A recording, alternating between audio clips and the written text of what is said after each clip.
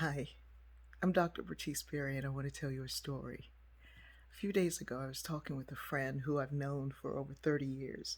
We've known each other really well, and yet something came up that he didn't know about me or about my culture.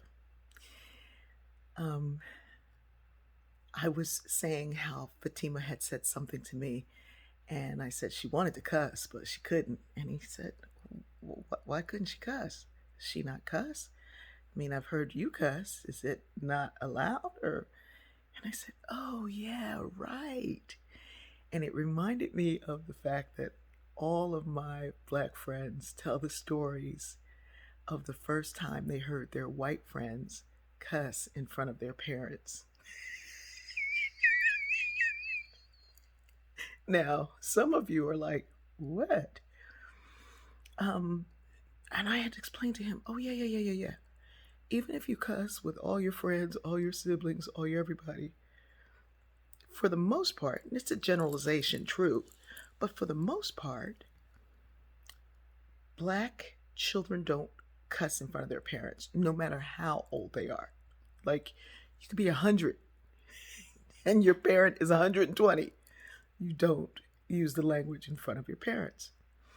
And the first time I heard a young white person, they weren't young, they were in their 30s, cuss in front of their parents, I was like, but now when I was a kid and heard it took a minute to hear that actually. Now that I'm thinking about it, yeah, it took a minute before I heard that. But when I heard it, and the reason it took a minute is because of the subject of this conversation. When I finally heard it, it was such a shock. And then I started hearing younger people do it, like cuss at their parents. And, black people were like, we will freeze. Because we're like, is somebody going to die right now? Um, the reason it took a while for that to happen is because we are not in this country, in the United States, we are not close enough to be familiar. What do I mean by familiar?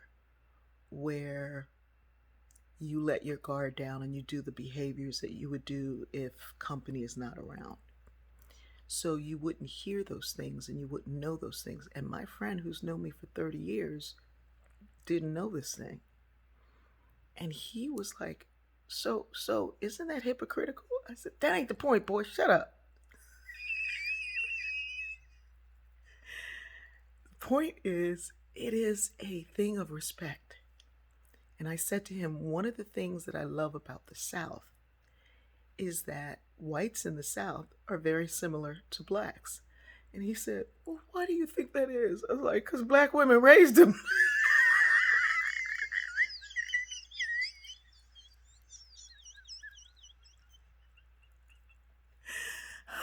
Black women raised a great deal of the white parents. They were the nannies, they were the housekeepers, they were the one that was there telling stories or whatever. Um, of course, these are generalizations, and of course, you're all finding examples of the opposite, and of course, this is not true with absolutely everyone. No, my point is that we are not close enough to really know each other. And yet we think we're close enough to demand of one another. We think we're close enough because we know one another through Facebook or Insta or wherever that we can make assumptions. And I'm saying, let's get closer.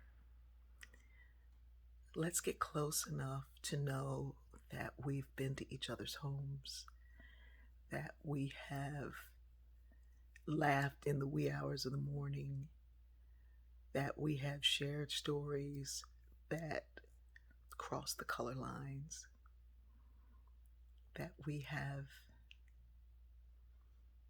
opened one another's eyes to a new way of living. I can't wait. Later in the week, I'm going to show you one that someone from listening to these shared something with me that has now become a part of my daily routine, and it's from some remote culture. Let's get closer. Don't just ask questions. Don't just listen for what you need to know.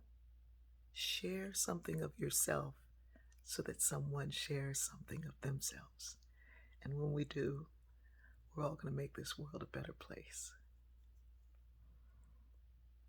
My mother could cuss.